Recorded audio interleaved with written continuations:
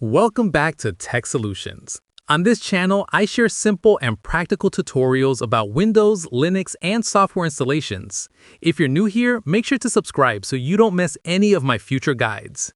In today's tutorial, I'll be guiding you on how to download the latest version of Microsoft Windows 11 25H2 directly from the official Microsoft website. On your screen, you can now see the official Windows 11 download page. Don't worry, if you're not sure how to find it, I've added the official link to this page in the video description below so you can easily access it.